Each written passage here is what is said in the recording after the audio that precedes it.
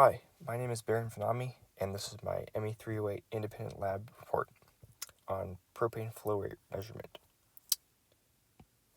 So the motivation for this project is I built this little jet engine. It's a single-stage gas turbine, and it runs on propane or butane fuel.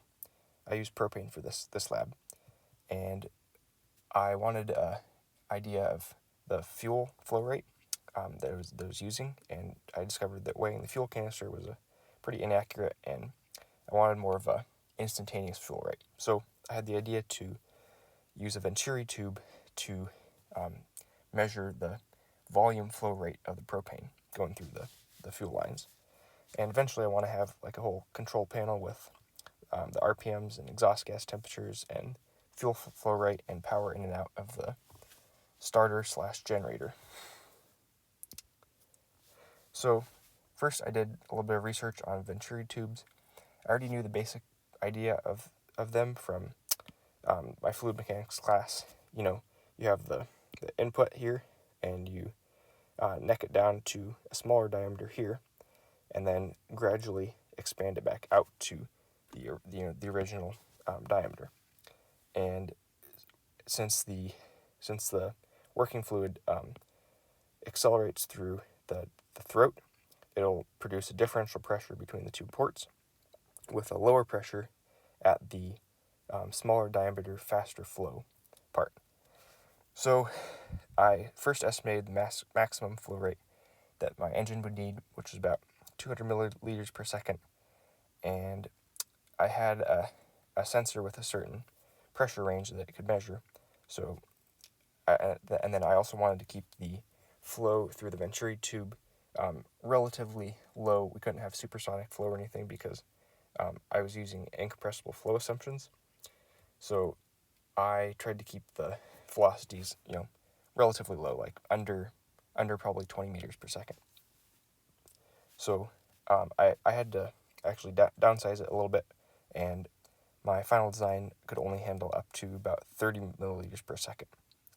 It had a 3 millimeter inlet and outlet, and the smallest diameter at the throat was 1.5 milliliters, or millimeters.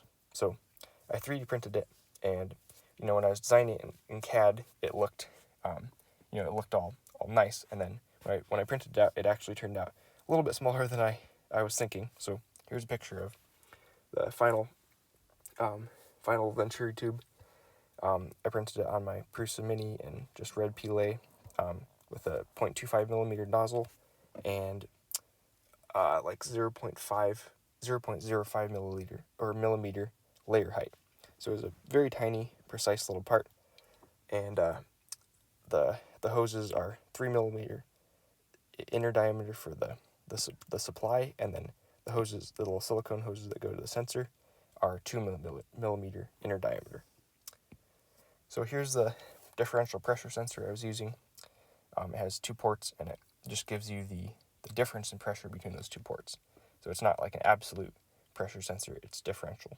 And it had a plus or minus 500 Pascal range and a certain accuracy.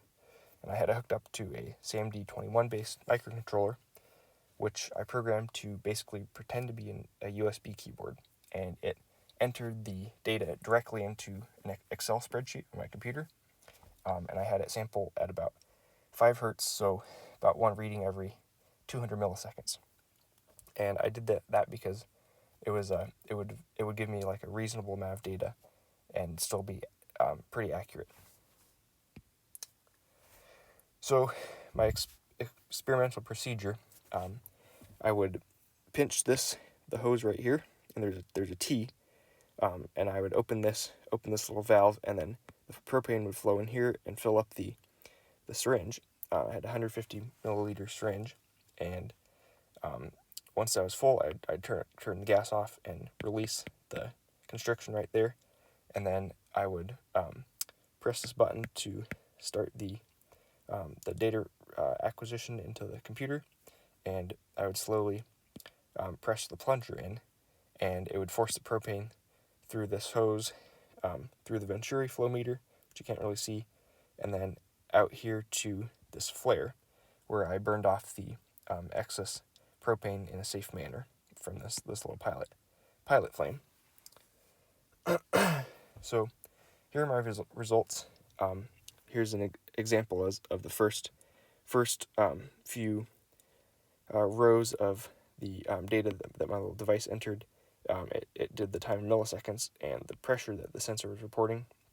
And obviously there were a lot more rows than this. This is just showing the top of one of them. And I always did exactly 150 milliliters from the syringe. And then I calculated the velocity columns and the flow columns. And then the theoretical value is just the sum of all the flows. So I use these formulas for velocity and flow, and I got my density value from EES. I assumed it was about 20 degrees Celsius because it was a little colder than room temperature as it came out of the tank, and then 101.6 kilopascals for the pressure, which is atmospheric plus about 300 pascals of head just from the flow through the hoses and stuff. That's what I measured. So I did 10 trials, and they're tabulated here. Here are the predicted flows, which are the sums of all the flow every 200 milliseconds.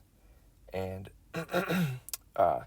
these predicted flows were actually surprisingly close to the true value of 150 milliliters. And the average was just one standard deviation away from the true value. So I was pretty happy with that. And here are my uncertainty calculations given the error in the sensor. Here's what it translates to in velocity, and then in flow. The area 2 is the area of the throat of the venturi tube, so the smaller one that we're actually measuring the velocity as it goes by. And this works out to about 7 milliliters, which is about what the maximum error that I saw was. So it seemed about right. And in conclusion, this experiment definitely exceeded my expectation for accuracy. I was really happy with the way it turned out, and I think it'll be useful in a control panel and making some efficiency calculations of my engine versus the ideal Brayton cycle and stuff. And it was certainly within the predicted uncertainty from the sensor inaccuracy that I got from the data sheet.